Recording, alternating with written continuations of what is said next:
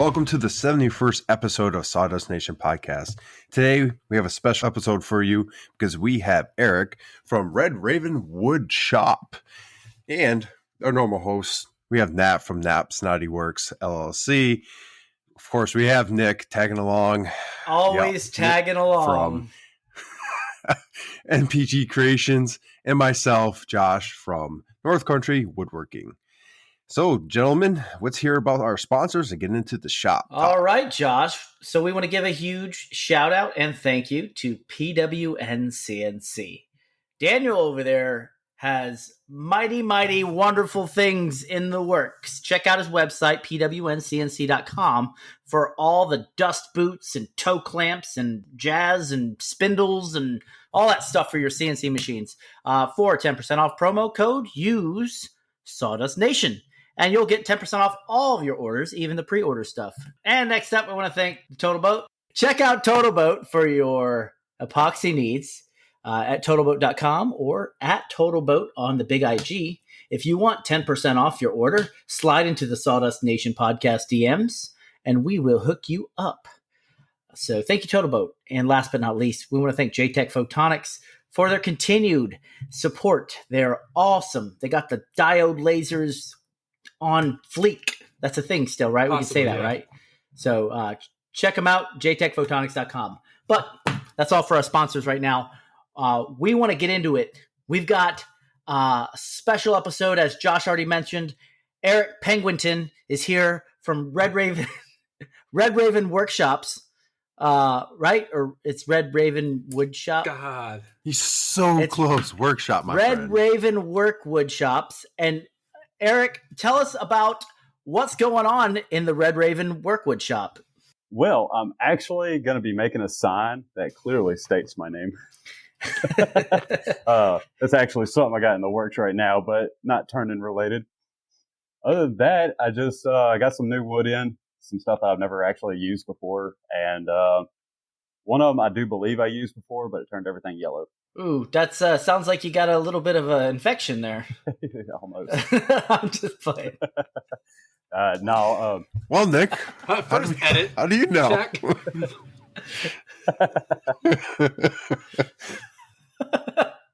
So what else is going on in the wonderful world of Erik? Before we move on to more in your woodshop, man, I'm really curious. You said you have a bunch of different species of wood that you got and you never turned. What are a couple of those? Well, one of them, have you ever heard of Greenheart? Mm-hmm. Greenheart. I've heard of it. Never seen it, though. I've never heard of it before, and it came in the box that I ordered. Let's see. I got. Oh, you order a box of blanks, Yeah. like billets? Yeah. I know. That is actually mainly how I get my wood. Is I will order it through, order it kiln dried already, even off Amazon. But a lot of times it'll be coming through some of the other makers that sell on Amazon. So Yeah, man. Hey, so you know what? I'm going to go ahead and send you a box of wood if you want. I've got a bunch of just scraps that I can't use, but they're perfect for turning pens and stuff like that. So sweet. I'm going to get your... Nick is very generous about giving out his wood. That's right. So you don't have to get your wood online anymore. I'm just going to send you all my scraps. Shoot. I will welcome it with open arms. Honestly, yeah. Just tell us the dimensions, because I got 1x1 inch pieces that I won't use. Yeah, he does. That's actually the perfect size for pens. See, I got the perfect size. Ooh. That's Okay. perfect size. So I'll keep you in mind. I'm thinking that how many pens do you turn in a week there, Erik? We say like 10 or... Well, my shop doesn't really do a lot of batch processing, I guess you could say. I'm mainly, part-time in here because I work Monday through Thursday. And, but usually, sometimes whenever I get on a pen run, I'll do, a 3 or 4 of them at a time.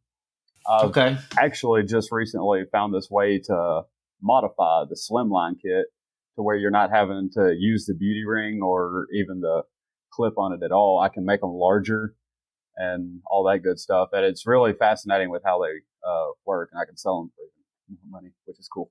I'm thinking you could create, but aside from the tiny army thing, I think you could create your own like pen turning club. Since your last name is Pennington, it goes perfect, right? You call it the Pen 15 Club, and you guys just have like 5 people in the club every week. You turn 3 pens a piece, 15 pens, and do whatever with you, sell them or whatnot. And Josh's over here unamused. But anyway. I mean, I have a lathe, so I could join that club. Just saying. You want to join the Pen 15 Club?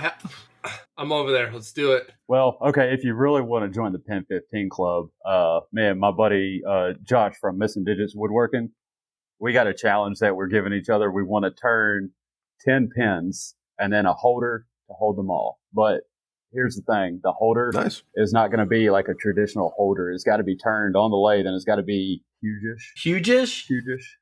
You know, make it float or something. I don't know. I'm thinking we have swag out the rear end. Oh, I got to write it backwards.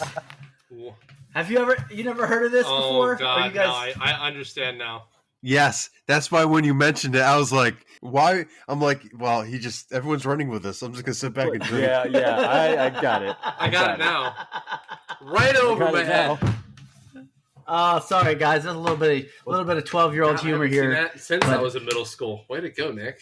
Bring it back to. I need that ID10T form. He's going to get a calculator out when he's going to show you that one too next. Yeah, I'm going to join the 80085 club. So, anyway, let's go back to Erik. Let's hear more about your wood shop. Yeah. So, I mainly just when it comes to like productivity, we're actually trying to start moving in a little bit of a different direction. My wife is going to start getting out here and helping me with some of the more, like, some of the other, woodworking stuff that does not pertain to the lathe. Other than that, I really just, I like to make, art, I guess you could say. So that's where it's like, I'll just slap a bunch of wood together and see what it does. And I usually have a little more of a plan than that, but I got to overthink it first. Use plans for your carves? I've never used plans. Wow. Nice. You can definitely tell you have an eye for art. I mean, look in the background. If you're one of our Patreons, you can see his sticker wall. And if you're not, you can check out his page at red.raven.woodshop for some of those out there. And you can check it out. It's a work of art on its own. What about anything else going on in your shop there, Erik? Like, you got any wood chips on the floor from any projects you finished up this week, or? Yeah, I got a blanket down, and if I was to spread it back out, I probably got about a good inch thick worth of curls just in my corner here. So it's not so bad when you turn though, right? It's not like all dusty. Like, it really depends on the wood that you're turning. Some wood is a lot drier, hence like, Wingate or something like that. It's just an incredibly dry and hard wood. And even Purple Heart and Paduk, gets dusty. But like anytime I'm working with like maple or walnut, it's just nothing but curls. And I mean, you're generally always going to get a little bit of dust. That's just, it just comes with it. But a nice sharp gouge, you'll get them curls too. That's kind of what you're looking for, naturally. We're going to come back and we're going to hit you with some harder questions here in a little bit. But Josh, we need to know what's going on in your shop. What's going on in your shop right now? Right meow. Well, nothing. The light's off and I'm in here. But for the most part, I kind of took a step back from the wood shop so I can kind of get a little bit better. But last couple of days, been out there. I got the 22 engraved, and that is out the door, which turned out great. So the stock was not real wood. It had like a veneer on there. And so long story short, I did the first engraving. And as I did the first engraving, where it's engraving, you see a little bit of bubble. But it was just in the part where the laser hit it. So I'm like, well, I can't really mess it up at this point because, well, I've already started engraving. So I just did it over and over again until I broke the bubble and started actually engraving in the wood.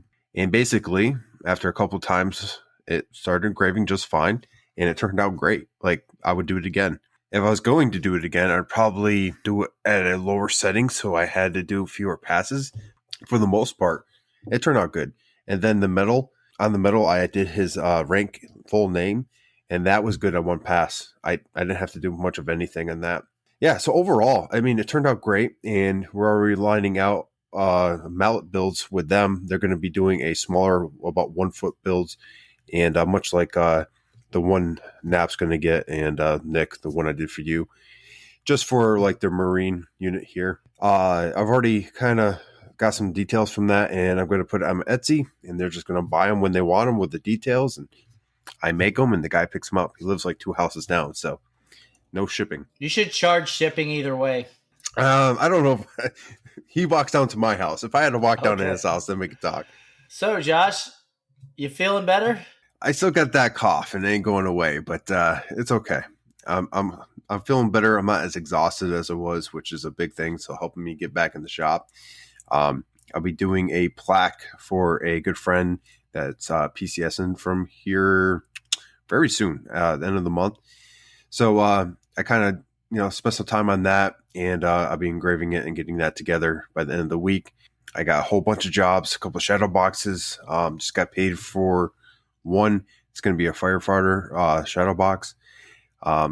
It's nothing too crazy, but it's a little bit different, and you guys will see progress on that as I do it. I have one that's going to be basically the Master Sergeant chevron that I'll be doing, and laid out with some of the uniforms and some of the coins and stuff they've gotten over their service. Haven't got paid for that one yet, but I just gave them the estimate, and they're just putting the funds together, and should be getting that here shortly. The little wooden coins I've been doing, those are going left and right. What are you charging for one of those? About $50 For a little coin? No, they're 4 inches. They're 4x4. They come with a base, and they're they're $50 per Holy one. Yep. smokeroonies, man. Well, there's design process in there. If I didn't have to do a design process, I'd probably charge less. But almost every single one, I have to go back in. I have to change names. And it ain't just typing out a name. I have to make sure the curve is right. It's a process. If the curve is... Nick's like, yeah, it goes left every time. I don't know. So do you use Lightburn? I do. design it? And that's how I do Okay. it. Yep. It's $50. It's all hardwood. It's cherry and walnut combination. And it's great. It's a great project. When I get done designing, I throw it on the Glowforge. It cuts the coin out for me, engraves it, and then I do a little rack for it. And I've had them for promotions. I've had it for anniversaries. And then the military working dog unit here on base has ordered a couple through me as well. Anywho, long story short, I'm starting to get things cooking again. I'm feeling good enough to get back in there. And I just have to, deal with this cough, and hopefully it goes away. That's what I got going in my shop, making sawdust and making it happen. But let's throw it over to Nick. What do you got going on? So the past week's been a little slow because I definitely have orders, but it's been a little slow because my family's been in town. My brother got married this weekend on Halloween. The bachelor party was Saturday. I worked in the garage Friday night for a little while. The bachelor party was Saturday all day. And then the wedding was Sunday. And then my mom is still here. So I spent yesterday evening with her and the kids. So actually this morning, I got some wood glued up this morning that I needed to have ready for this afternoon. And I was working on some carves on cutouts that I need to have done. Then I'll throw them on the laser after I'm done here. But I finished a couple of projects last week and shipped them out after the podcast aired. Last minute, I was cutting it down to the wire on the one. Well, at least I thought. But then turns out I didn't need to worry about it. But it was I had plenty of time. But the one box I shipped off to Fort Dix for it going away, they loved that one. That was awesome. And then the other one was a patch of a logo for Combat Arms for the Air Force. Shipped that off, and yeah, I'm waiting. I got a hat stand. I'm about to mail off here. Just I'm refining my process with MDF because it's such a pain. I've got the end grain sealer, and I put it on there so I can paint it, and it'll look like a flat instead of sucking up all that spray paint. But I mean, it's just a process. It takes an hour in between each coat of end grain sealer. Then you got to put the paint on in multiple layers. So it's not my favorite thing to do in the world, but I'm getting it done. Other than that, though, I just picked up some maple today off of some guy I know. His Nap actually hooked me up with a stick of maple, and we're working on the Fort Dix badges. And I'll let Nap tell you more about his project on that. But I've already completed 2 of them. I have one of them to go, and Nap's still got 2. And then we still have that podium that we're going to build, but it's, I can only do so much at once because I only have so much room in my shop. But other than that, that's all I got. I hate to be boring this week, but I'm going to ship it on over to Nap and let him tell you about all of his naughty works. It's been pretty naughty over here, all right? But hey, seriously, real quick before I jump into my shop, so the dust collector guy got back to me, and I was like, hey, man, what's up? He goes, honestly, it's because this guy offered first. And I was like, dude, I can't even be mad at that. That's just good business. He offered first. Okay, cool. I'll let you do your thing. Not a big deal. So dust collector's not going to show up at the house, but I already have one, so it's not like I absolutely need it. Yeah, because it's showing up at my house. I'm Enjoy the one it, who dude. bought Enjoy it off it. him. I'll sell it to you, though. You've already got a jet, so I know you didn't buy it. Freaking loser. Oh, sick burn. Sick burns. No, you know I love you, man. I wouldn't have given you that maple if I didn't. But anyways, what's going on in the shop? So it has finally slowed down just a tad. Orders are spacing out a little more, so I can actually start working on the job that Nick paid me for. In full, by the way. And but there is a small snag. So where I thought my laser was going to be big enough to laser etch a 27-inch badge, it's still off by like 4 inches. And I don't want to mess up. So when Nick was talking about one of the episodes where he jacked up a bunch of pieces, it was just because his laser was acting up and the size of the thing was just too big. And he had to finagle it to work. Well, right now I'm currently learning the process of tiling in Lightburn. So it is a tad different than CNCing. The mechanics are the same, but I want to be able to tile, like oversize the tile so I can cut down until it matches together. Nick gave me the idea of doing that. I'm just trying to figure out the process so it turns out good and I don't waste material, because I hate that, especially when I'm the one doing it. I have a couple hat presses done and given away. There'll be pictures on the IG here shortly.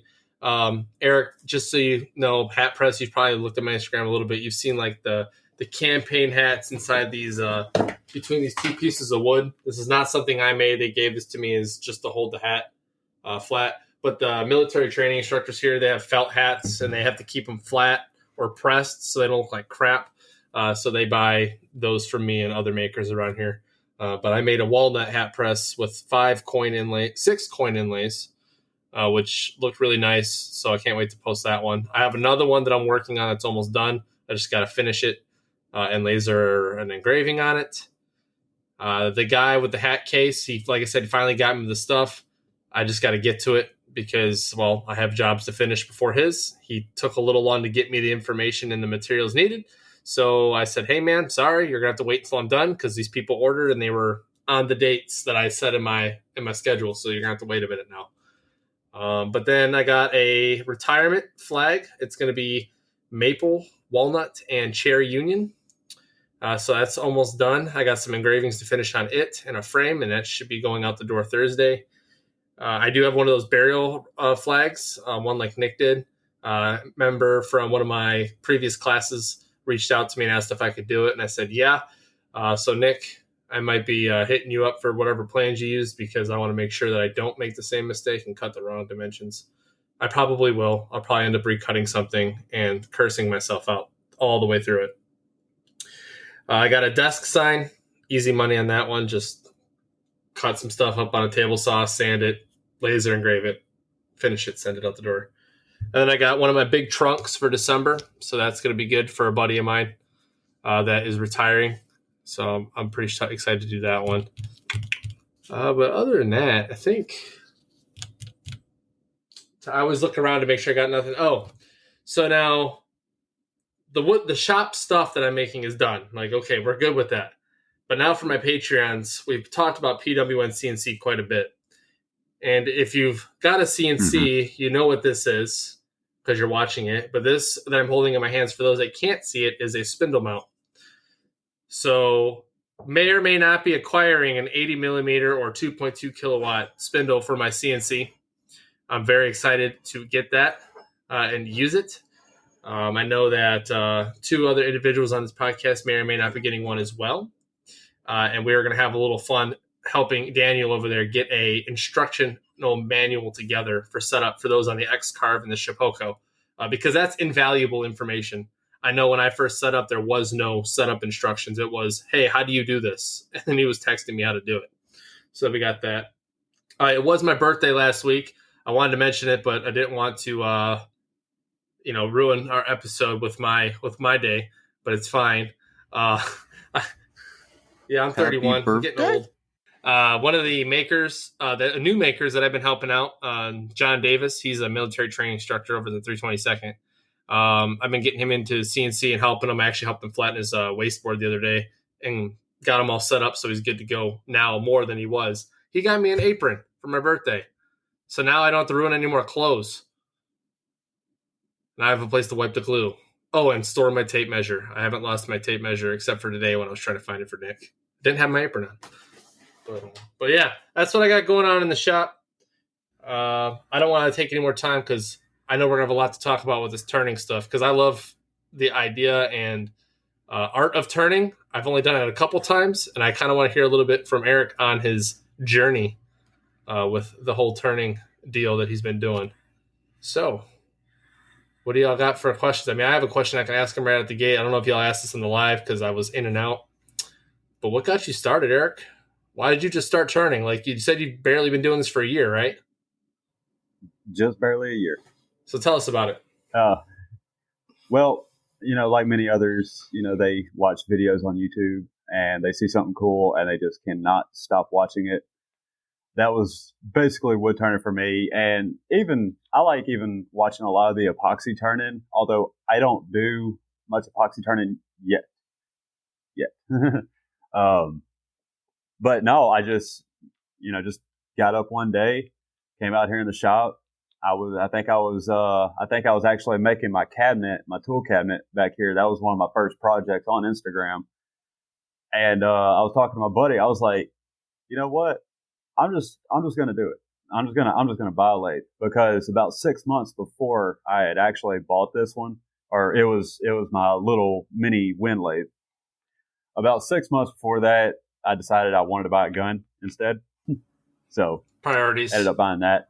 But, we ended up making a little bit of a shooting range out here and all that good stuff. It was fun, but, haven't really shot it much since. And I beat myself up. I was like, man, I could have been 6 months further down the line of turning. But, anyway, so the wind mini lathe showed up. And of course, the first thing that I do is I hit the books. I'm completely self-taught. I've had 0 teachers. I've had 0 anybody, kind of helping me along this journey. I kind of had to figure it out on my own. But in a small way, I kind of take pride in that.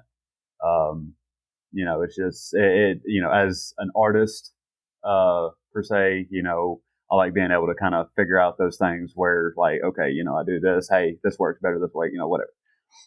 And it was definitely a learning process. It took a little while. I've had a few things, fly off and hit me upside the head too.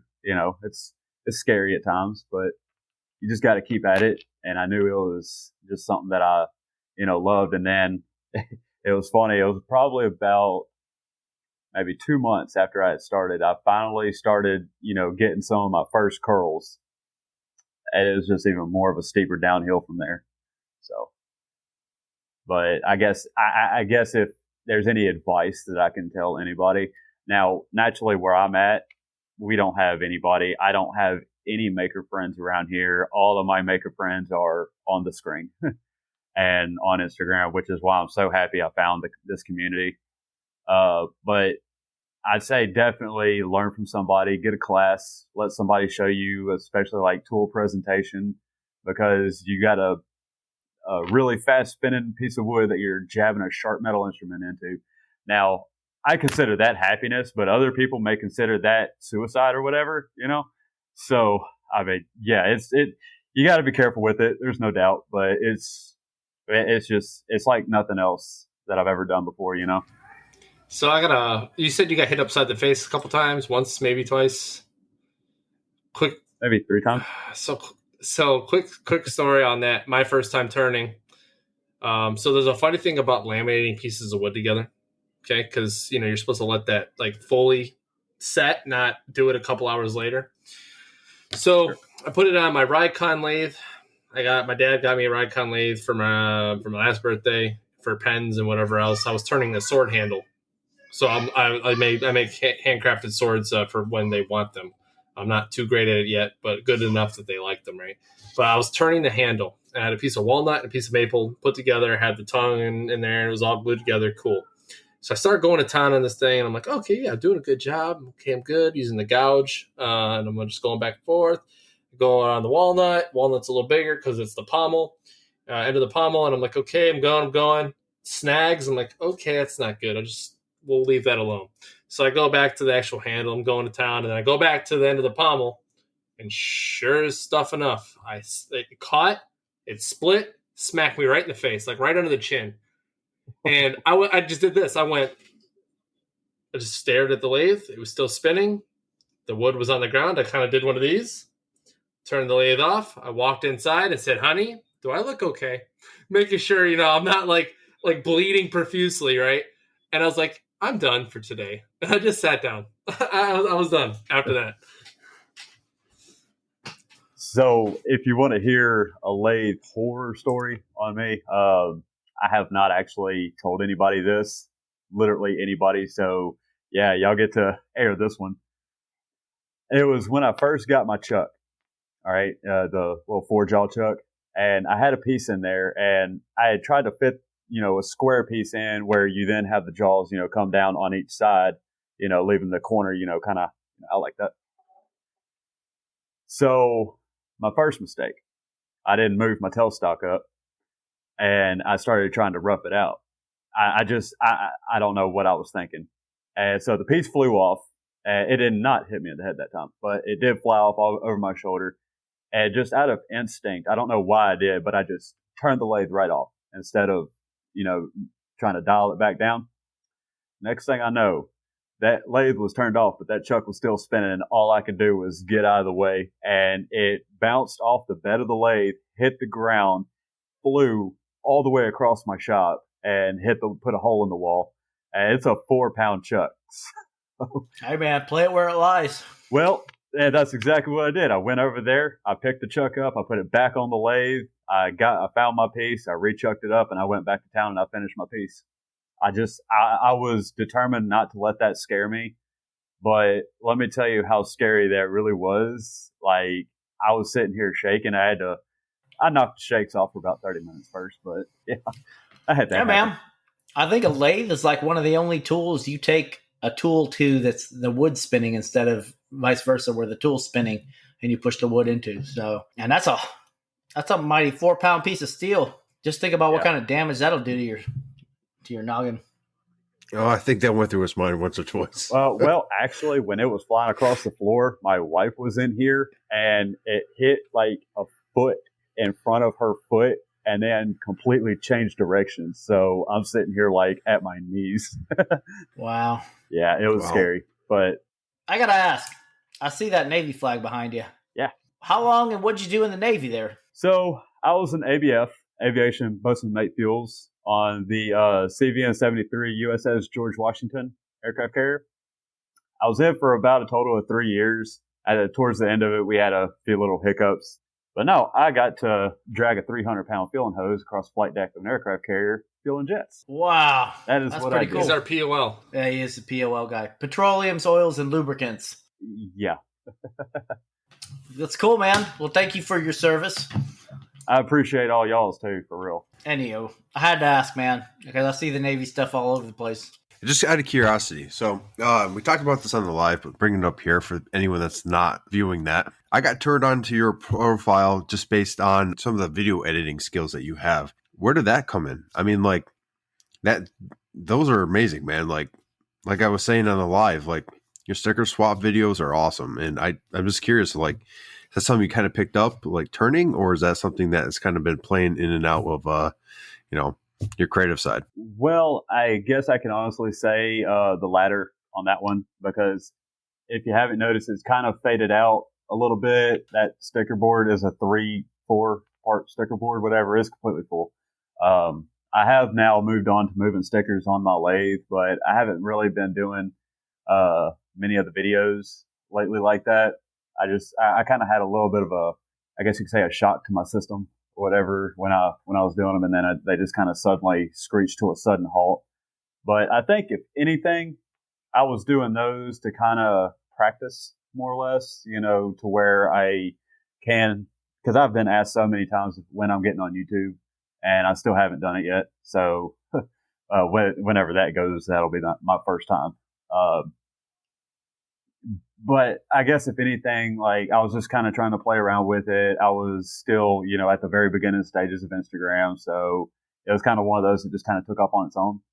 And then, just kind of, other things just kind of led me to where I'm at now. I mainly do a lot more photography of my work. And, I'll do, some reels, generally a couple reels a week. And, I do have a video that I need to do. I could actually show y'all that modified slimline that I've been talking about. This is kind of what it looks like. Or here's one of them. It is a solid nice. body, and you just twist the nib right there, and boom, boom. Nice. I've been meaning to make a video on how to make these, because it's just such a creative way to take such a cheap kit and being able to simply apply your skills, and then even being able to make it worth more money. Oh, yeah. Okay. Or how much can you charge for a pen? I don't even know how the pen game works. So it depends on the kit that you get, because, like anything else, like for even with y'all stuff, the amount of hardware that you buy, you take that into account on how much, the piece will end up selling for.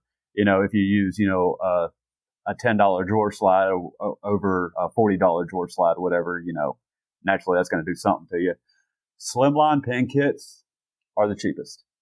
You can actually find a kit on Amazon that'll get you started with a mandrel, a couple pen blanks, and then 10 slimline kits. And they usually go for about, I think, $1.95 a kit up to about $4 a kit for the slimlines alone. And then, you have other kits that can go for like, even upward of $20-$30.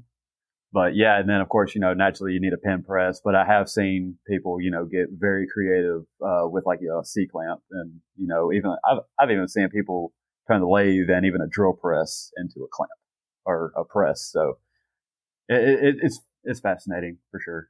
There's always another way of doing stuff with turning. I think that's what draws me to it so much, is because I'm constantly learning. The journey will never end. Yeah, I hear you, man.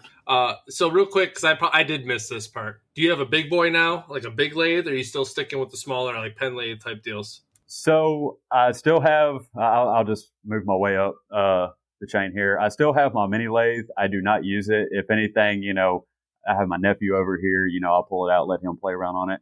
My two jets, I got both jets actually side by side, and then I got that Central Machinery lathe that Harbor Freight sells. I got it on sale, and I'm not going to lie, for Harbor Freight, this thing is a gem, because it is a beast.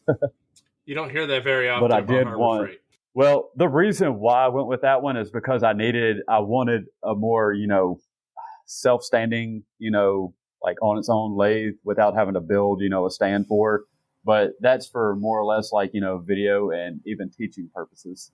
Do you ever run any classes at your house? I have only ever done one class, and it was virtual.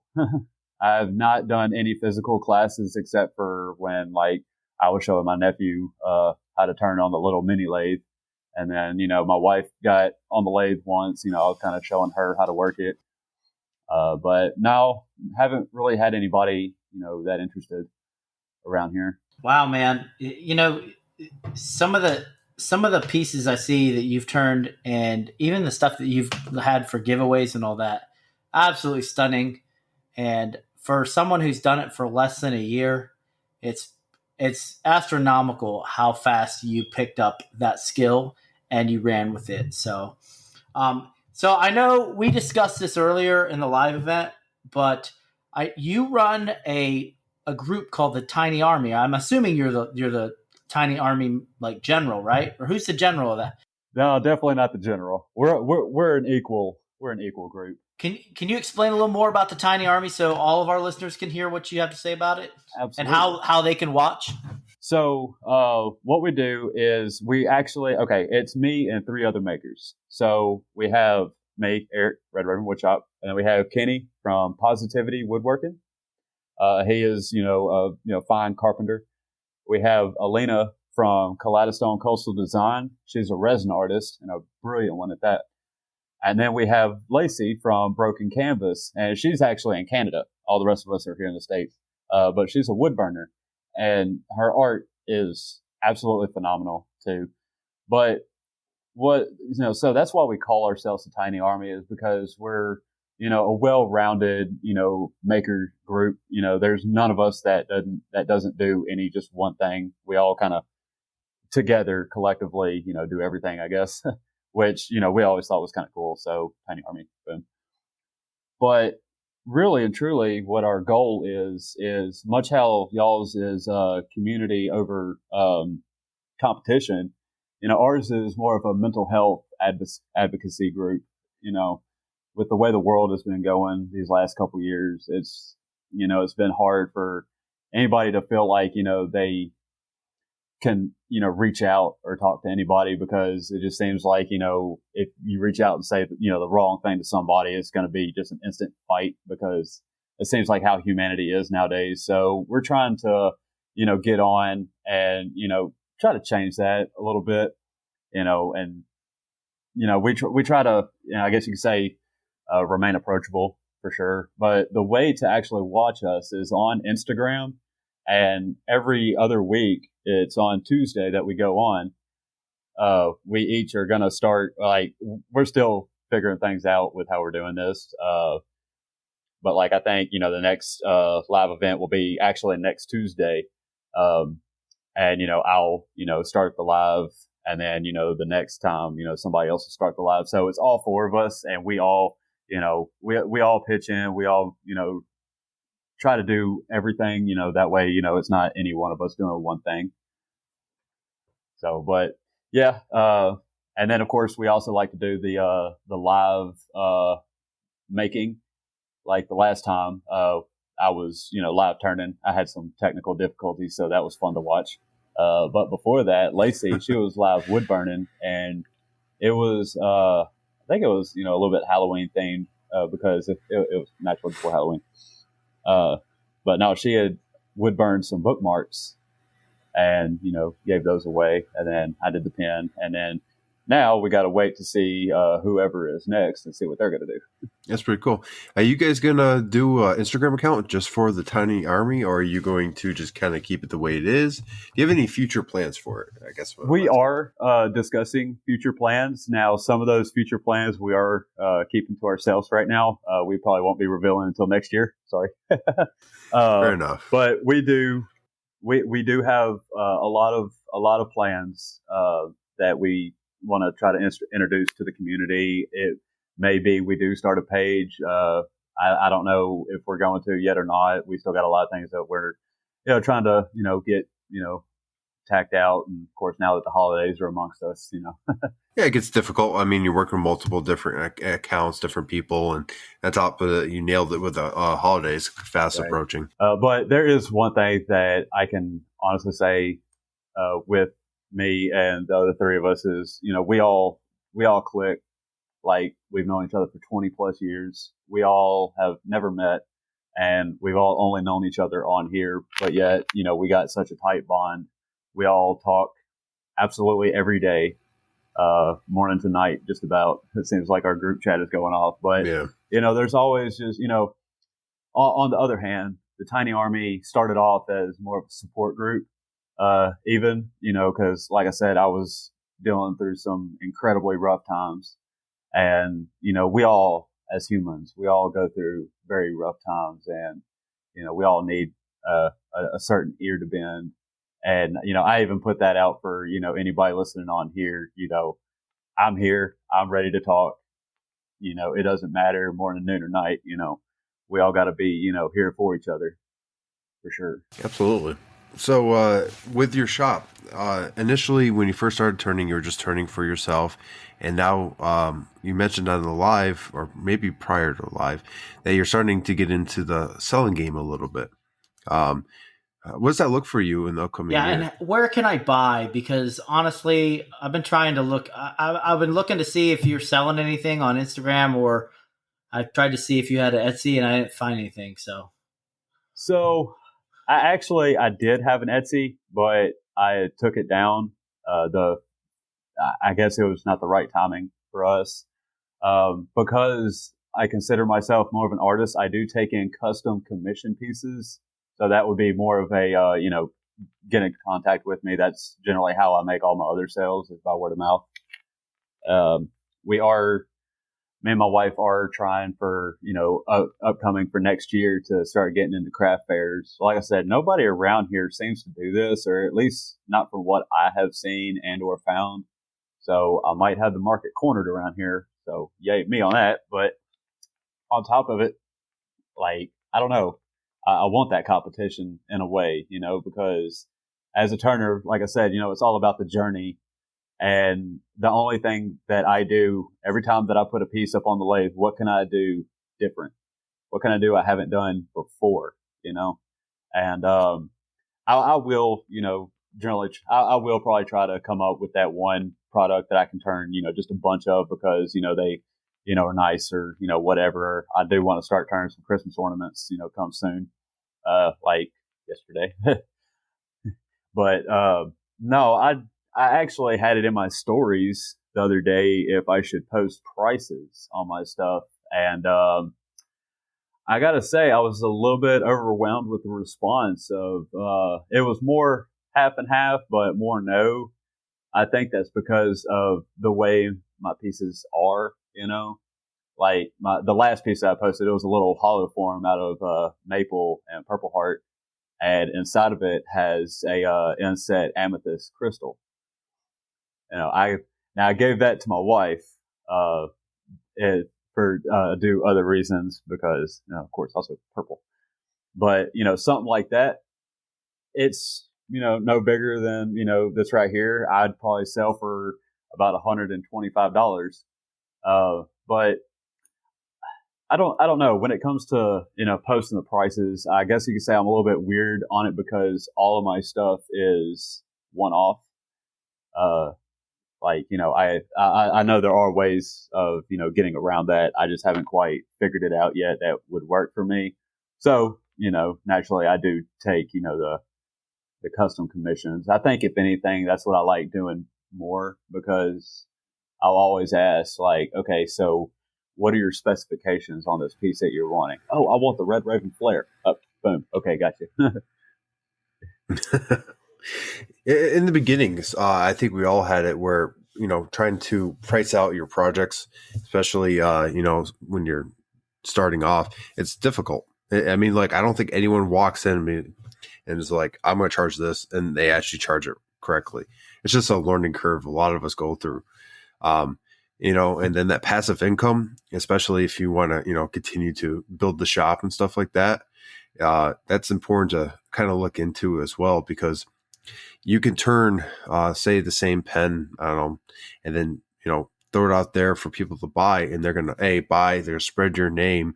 They're going to be using that pen, and then you're making income for, your creative side, the side that, not necessarily someone wants to order, but you make something because you just want to make it, and your business or your hobby's now paying for that. Man, you're going to go places. You're very talented, great with video. You're great with turning. The pictures you've been posting are just gorgeous. I'm sure we're all going to be asking for pens after this as well. Now we know how.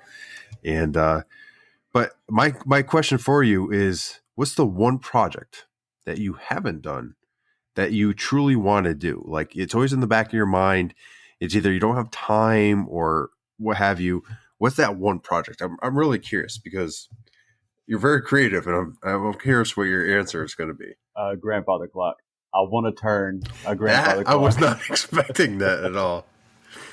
Okay, well, tell us more. Why? I mean, like, any particular, design, or is it just something, right now it's kind of in the planning stage? Well, so in my head, I kind of have a little bit more of a, yeah, I see a little bit more of like a modern, sense to the way that I make.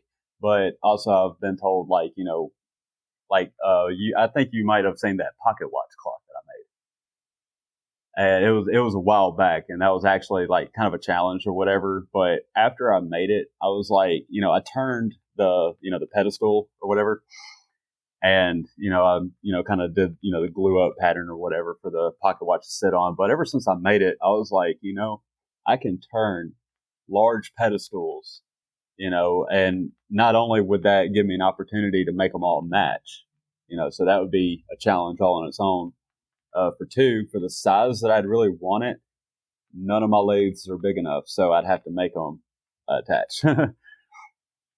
But like, as far as like, the grandfather clock traditional mechanisms that go back and forth, the pendulum and everything, I'm not really looking to have that, except I would want to do a painting to be suspended within side of it. That's interesting design. I never saw one of those before, so I'm curious. Is that like a future build that you're gonna do anytime soon, or just something you're still kind of planning and just kind of waiting for? It's definitely one of those that I'm still, kind of in the planning phase. Although I'm not gonna lie, I have been known to just up and start on something, and I just see where it goes.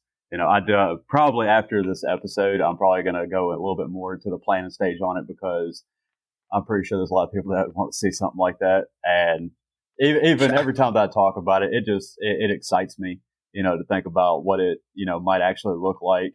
And so it might be something that I try to actually start after the first of the year, definitely get through the holidays. And of course, with, any commission that's coming in, I generally am pretty good about dividing my time. That way I can still, hone my craft that, I do. Because I guess I consider myself a little bit of a hobby shop, but I don't like the word hobby. I like the word, art or artistic, something like that. So I'm kind of more of an artist shop that looks like a wood shop. Okay. Hey, so when you do undertake that, please post pictures, Always. because we want to see Lots of pictures. Probably have a time lapse video happen. Hey, not to be rude or anything, but we've got a couple of questions, don't we? We do. Let's see. If you want to go ahead and throw out the first question there, I believe it's from Ed from Oak Ridge Woodworks. Yeah, right you are. As soon as I pull it up, I'm stalling for time if you didn't know already. But Ed writes the following in English and oh dear. Ed says, "Hey guys, can't record and send my questions, so I'm going to type it here." And he sent that to our Instagram, by the way.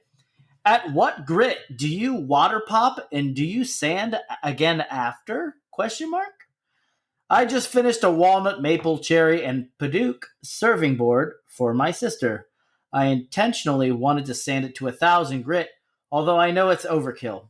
I water popped at 180 and used a damp cloth in between each subsequent grit to remove any light dust / residue, and in essence do a light water pop. I finished with Odies. It came out amazing. However, I sprayed a little water after it cured to see if it would beat up.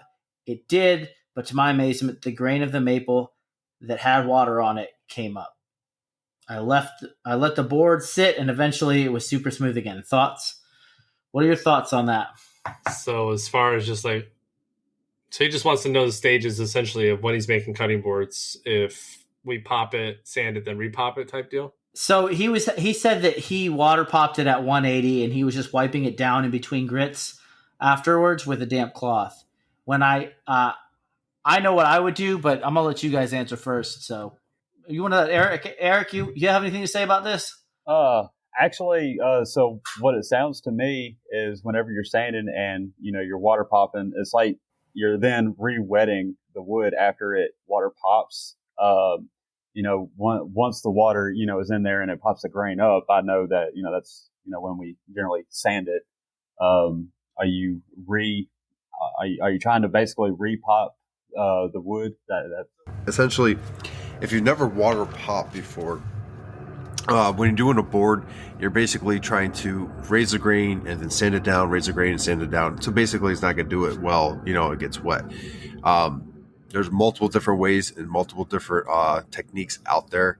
I personally, I start at a lower grit sandpaper, probably 100, 120, depending, and then work my way up to probably about 220, depending on the wood I'm using, maybe in the 300. But and wetting in between, I use a mixture of rubbing alcohol and water. It's like a 50-50 mixture to help remove a lot of particulates and to make it dry faster. And then the last time when I sand it in that 200, 300 range, I'll actually pop it and see how much it pops.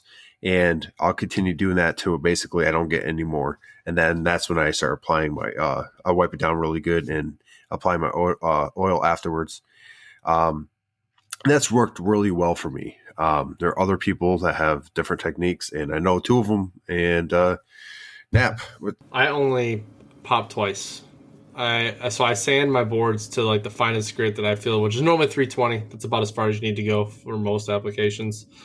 I hit it with water and alcohol, like you mentioned. That it works really well. It pops it up enough, and then I sand it back down to 320. But then that's it.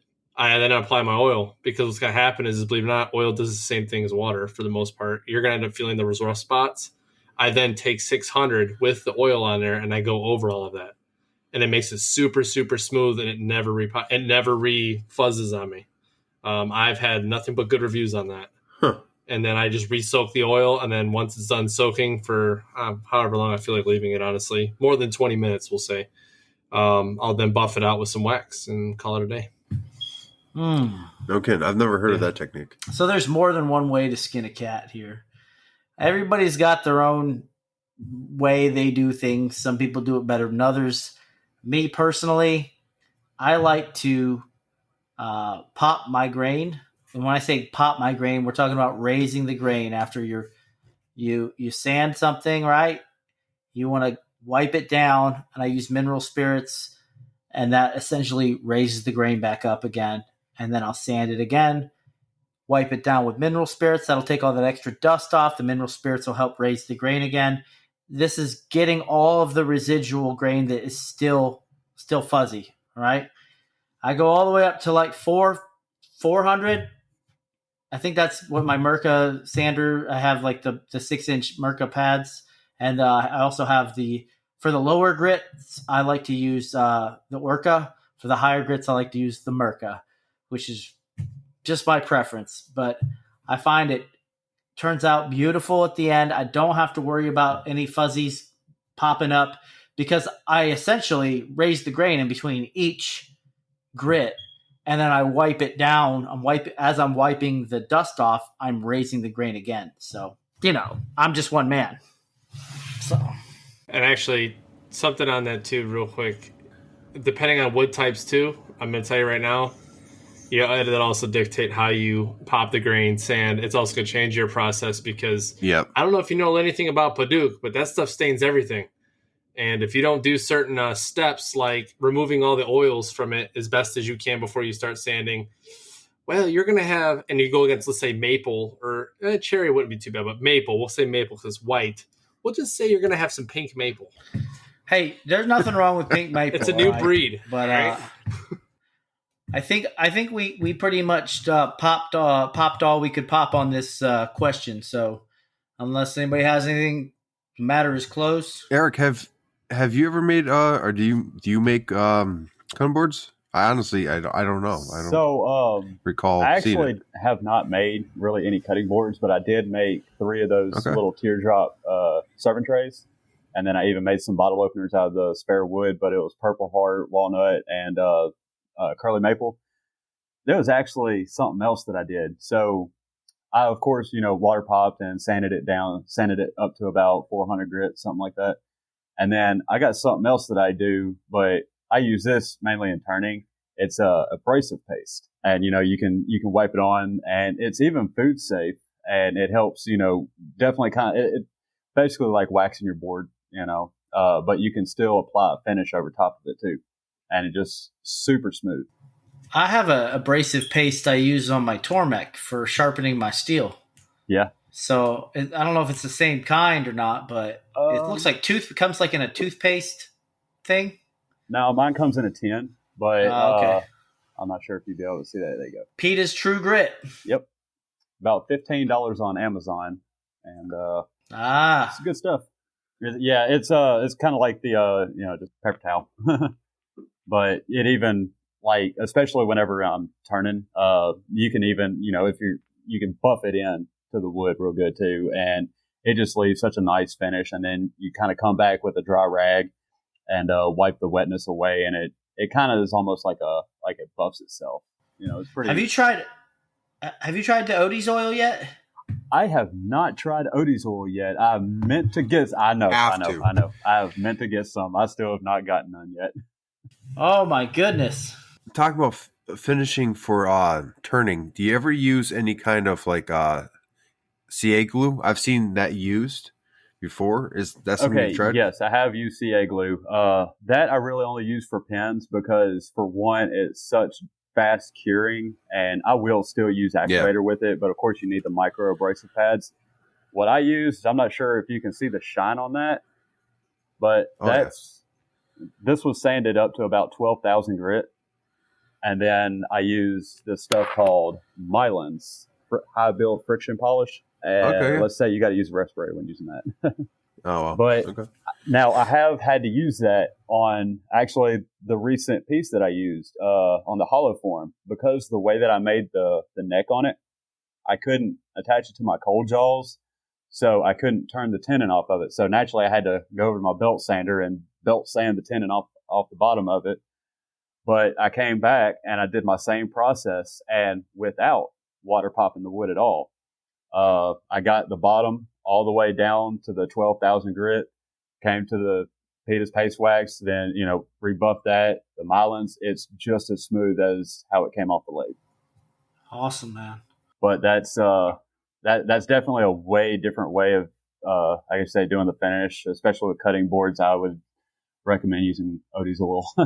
Hey, so Brush Fires of Freedom 1776 sent us another question. And this one is right up Knapp's alley, since Knapp is an accountant. Okay, well, anyway, I'm not necessarily an accountant. I just have a degree in business that had accounting involved. All right. So, Brush Fires of Freedom 1776 writes, I have a question for the podcast. Have any of you had to get sales tax permit and file with the state? I was doing my first sales booth with a friend and they brought it up.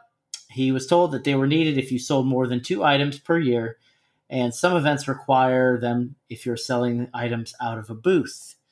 So now, what say you? Okay, so first and foremost, to get a sales tax permit in any state, you must be a legal entity in order to obtain one.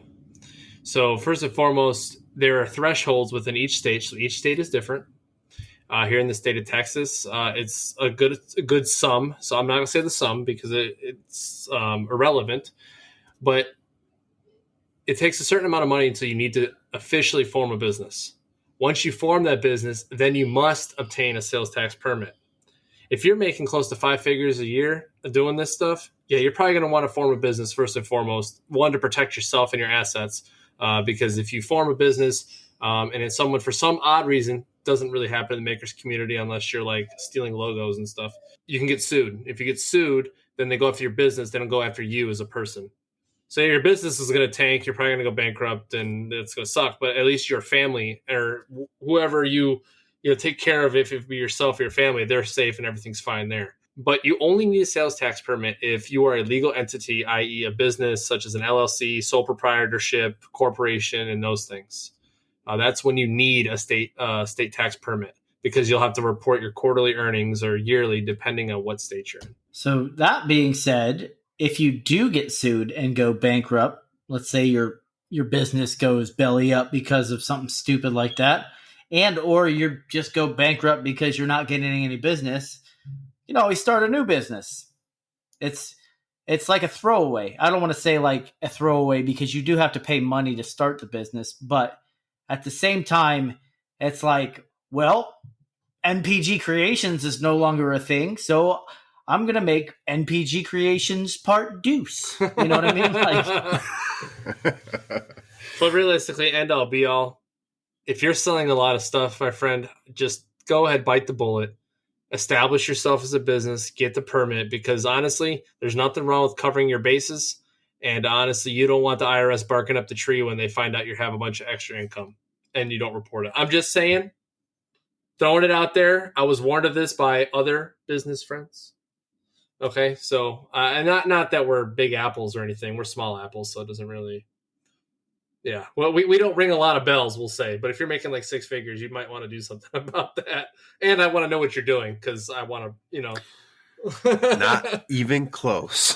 hey, Josh, did we answer Dave Snyder's question from last week about the joiner?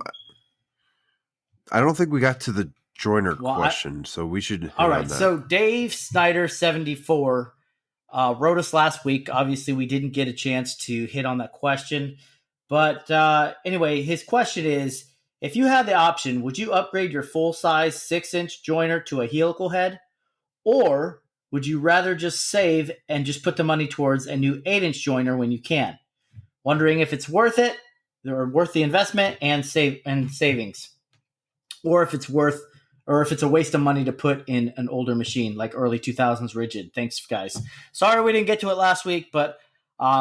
it's Nick's fault. It is my fault. I talk too much. So, what say you guys? Eric, what you got? Do you use joiners at all? I'm wondering. I know you do turning and stuff, but do you use any joiners? I actually have been wanting to get one. I got a handheld joiner, but I find myself hand planing more than anything. I do have a lunchbox planer, 12-inch. But as far as a joiner, no, I don't have one. I want one. But now, as far as that helical head, I know the helical head is kind of where it's at. Nick, what do you say? I wouldn't buy a 6-inch helical head. I'd buy the 8-inch helical head, and I would do it after I saved up for it with my 6-inch being a straight blade. Because honestly, the end goal is to get the bigger machine anyway, right? You want to be able to have a bigger capacity. They're not that much bigger than each other, the 6 and the 8. Like as far as length and width and all that stuff. They might be a little heavier because more cast iron, but at the end of the day, I'm going with an 8-inch straight blade, and then I'll upgrade that if I have to. But I'm never going to go and upgrade my 6-inch helical head. Or 6-inch joiner to a helical head. Yeah, because you're going to spend like $600-$700 just for the helical head to upgrade that thing. It depends. I've seen them for $400. I mean, it's not that much less, but I mean, like I thought about doing it for my Grizzly, but we'll get into that. So now. honestly, I have a 6-inch jet straight blade right now. It's fine. It's super loud, but I just know with a helical head that when stuff goes wrong or if it like dulls, I can just like unscrew it a little and flip it. So helical, yes, for sure. But honestly, go big. Buy it. Was it buy once, cry once type deal? Because honestly, like Nick said, I hate to take that from him because I really hate him for my pocketbook woes at times. But he's right. If you're eventually going to want the capacity, so why go small when you can just go ahead, save up, buy the 8-inch one, and call it a day? Well, there's a caveat to that too. So say you have a 6-inch joiner and you know someone who's selling a 6-inch helical head joiner. And you could sell your joiner for the same amount or super cheap, like super close to what the one you're getting is.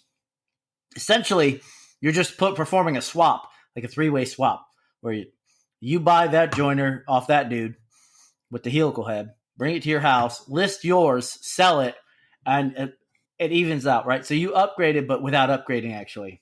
That works out too. I did that like, I want to say I went through like 4 or 5 joiners in a month. About over 2 years ago. Or a year and a half ago. Yeah, you did. I don't know. It depends on the space you have, what you plan on doing with it. Because honestly, if you talk it over with your wife or if it's just you and you don't need an 8-inch, you don't need an 8-inch, upgrade your 6-inch.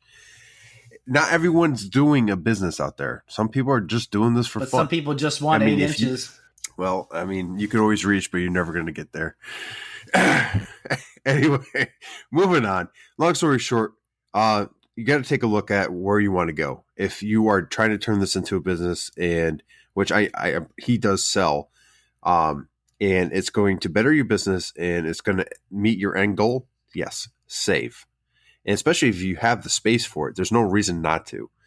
But if you're looking and your shop is completely full, like mine is right now, I mean, and that helical head is going to add a level of efficiency to your shop, and that might pay for itself in the long run anyway, so you can upgrade. So it really depends on where you're sitting and what you're doing. I thought about upgrading mine to a helical head because I know I can't get an 8-inch for another at least 6 years. So putting $400 into a machine and, letting it ride, I'll make that money back.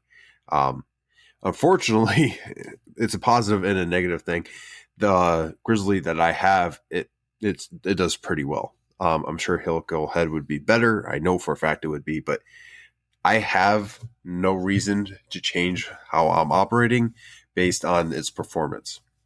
So until, the blades start getting nicked and I have issues like that, maybe I'll be singing a different tune. But as of now, the one I have is working just fine. But thanks for writing in, man. We really do appreciate all the questions. I think that's it. Oh, you got one more. So shoot. So Ducky, or Donald Starnes from Ducky's that's right, Mesquite, he called me yesterday and he brought this. He was doing something. He was etching a cutting board. He was etching an American flag into a cutting board with a 100-watt CO2 laser, and he went down like super slow and super high with the wattage percentage on the laser power, and the thing started catching fire and like scorching all over the place.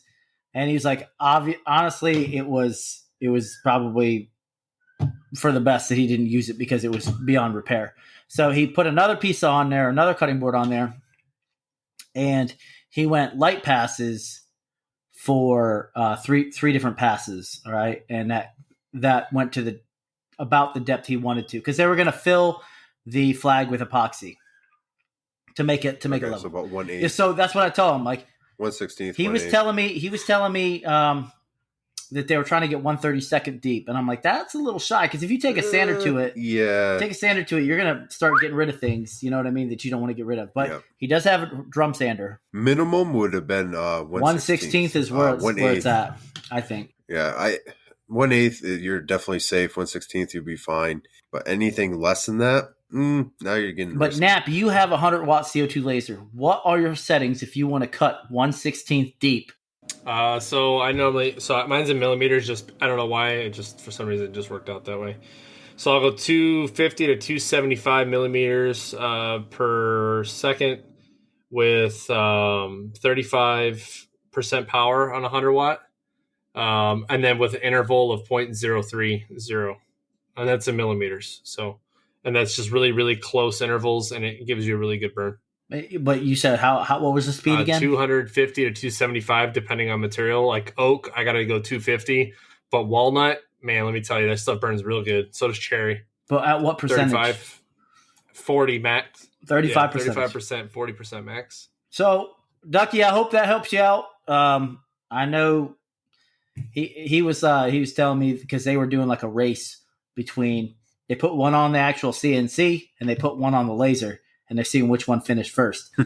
So, in that particular case, I'm guessing the CNC won it over. I think he said they finished up about at the same time, because you had to do 3 passes on the laser.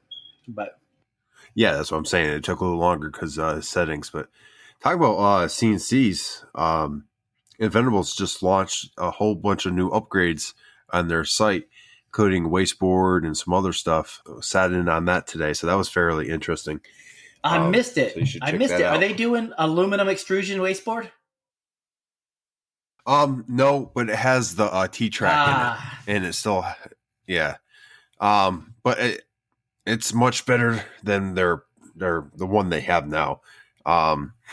So I mean, and they're also doing a sale, like an early Black Friday sale on there too. So if you're looking for a CNC or you want to upgrade, it might be a good time to do Erik, it. if you get the CNC itch, well, you 3 guys that have CNCs, so we'll help you out when you eventually make that jump if you ever do. I think if anything, I'd like to get a laser first. Ooh, with a rotary. Laser's where it's at. I'm not going to lie.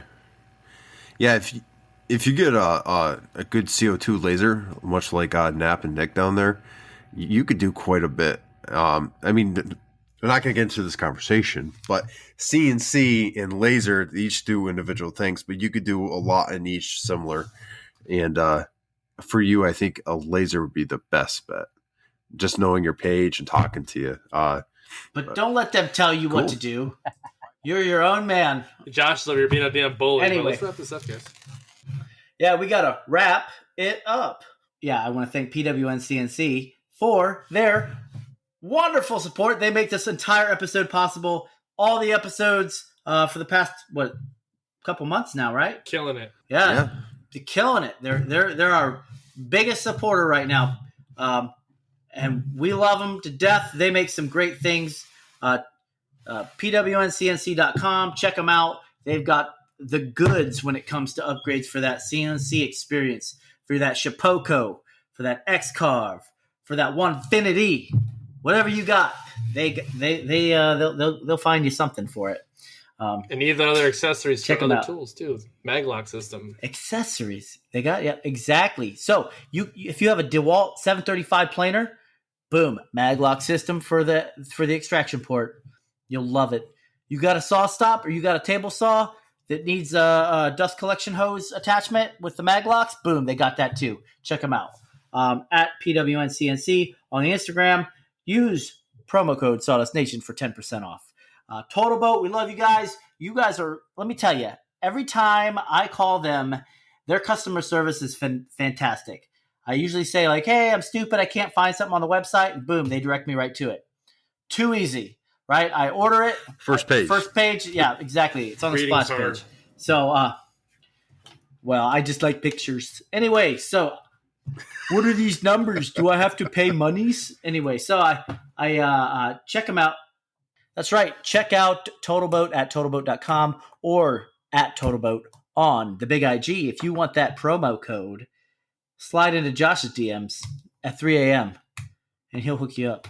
Yeah, I will not answer, but I'll answer you when I wake up. And last but not least, Jtechphotonics. We love you so much with that diode laser. Check them out, www.jtechphotonics.com. The last episode, we talked about community over competition. We had the Makers Community Project on, but Mike Matt Voeltner, they came on and talked to us about it, and they ended up getting put on a spot, or Matt put Mike on a spot about a promo code.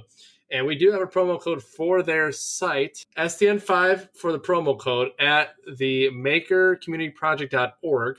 And that also goes towards the sweepstakes. So if you buy stuff, you get entered into their sweepstakes. And all those proceeds go to a disabled maker of some sorts, or whoever it is that is nominated and is given, I guess, the proceeds at the time, right? Is that how that works? Yes. And it's easy to access that website. If you don't want to remember it here, sorry about that. If you don't want to access it here, you can go ahead and go to the Sawdust Nation podcast page. It's the first link there in our link tree. And my profile, and I believe the gents here as well. So easy to get to. You can use that promo code, get some swag, and help a good cause. With that, if you want to get a hold of us, first of all, you need to go follow Erik here. He is an amazing maker, and you can get a hold of him at red.raven.woodshop. And go ahead, follow him, message him, get a pen. I mean, you have to. Anywho, if you want to get a hold of Nick from MPG Creations, you can go ahead and slide into his DMs on Instagram, or Nap from Nap Snotty Works LLC. He's always willing to take a message. And myself, Josh from North Country Woodworking on Instagram. And then you can get a hold of all three of us at any time on the Sawdust Nation podcast Instagram account. If you want to send a voicemail, if you want to send some pictures of your latest project, or, a question or a topic for the podcast, go ahead and hit us up at sawdustnationpodcast@gmail.com. And with that, I'll toss over to Nap. He has an important announcement about a new Patreon. Yeah, so before I get into the other place you can listen to us, we do have a new Patreon. So first and foremost, thank you to our Patreons, because you also make this stuff possible. And for our new Patreon that we do have, it is David Snyder. He sent in a question last week, and actually sent in it was D. Snyder. He slipped one in there. D. Snyder. His handle on Instagram is Dave_Snyder74. I'm going to assume he's just a maker that makes on his spare time. He sent us in 2 questions because he was interested in the podcast, and so far he loves it. He sent me a couple messages saying that he likes hearing from us, and he's catching up. Thank you, D. Snyder. On the podcast. Of course, Nick is being interesting. Nick is being Nick. But two of our questions did come from Patreons. So just to let you all know out there, you do not have to be a Patreon to send us a message with a question. We like hearing questions from everybody in any type of maker. And if we don't know the answer, maybe we'll go find a maker on the Outbeagle IG that knows something about a thing or two that you're asking, and we'll talk about it. Because we're always down to learn. It's a part of being in this community. But then if you want to listen to us on the Apple podcast, if you happen to have an Apple device or if that's what you use, go ahead and give us 5 stars. If you don't give us 5 stars, tell us why. Because if you don't tell us why, we can't fix it and we can't give you the content that you deserve. And if you don't give us 5 stars, well, my cat joined us today. His name's Oreo. He doesn't have a cool name, but he'll come get you. He is a pretty mean cat. And then we can name him Ash. Ash? No. Well, never mind. But yeah, Ash the cat. Yeah, so that's the second way you can listen to us. But other than that, final words. Erik, final words for the podcast and our listeners. And honestly, I'm just well excited to have actually gotten on here. I have definitely listened to y'all quite a bit, especially since I started listening to podcasts. Y'all are one of the only ones on my list. So definitely a huge thank you to all 3 of y'all for that. It's definitely been fun for sure. All right, dude. It's been a pleasure having you on. Nap, what do you got to say? Absolutely. What are your final thoughts? My final thoughts pretty much kind of center on the same thing, just because it's, something we all stand behind, and myself included, especially as of late, bringing new makers into the shop and them learning things. But it is definitely community over over competition, folks, because the community doesn't get better if we don't help each other. And business, yes, is business, but if you don't have other people to teach and whatnot, it's really not that worth it. Money's great and everything, but community's better, I think. Okay. Absolutely. And don't be a douche. That's pretty much my final remarks. So, yeah. All right, Nick. So, with that, take care of yourselves and each other, and you've got to know when to hold them, know when to fold them, know when to walk away, and know when to run. You better not count your money while you're sitting at the table, and I forget the rest. But have a great week, everybody. Josh? Hard to follow that up. Erik, thanks for joining us. It's been a pleasure for both the live and the actual podcast. Like every week, thanks for listening. Thanks for turning us on in your workshop, wherever you want to call it, your garage, your place of making. Beat laboratory. Your bedroom. This is where the magic happens. Your bedroom. You can turn us on when you're doing chores outside, doing the honey-do list. It doesn't really matter. You can be in your car driving. Be careful work. once you turn Josh Listen on. to us. Oh, we're not going to get into that. This is PG. Sweet, sultry sounds of sawdust being made. Long story short, as long as you're making sawdust and making, that's all that matters. So keep making sawdust. The Sawdust Nation out.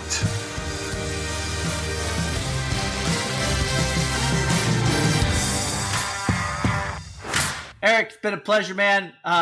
We typically have our together. No, I'm lying, man. I can't even say that with a straight face. Yeah.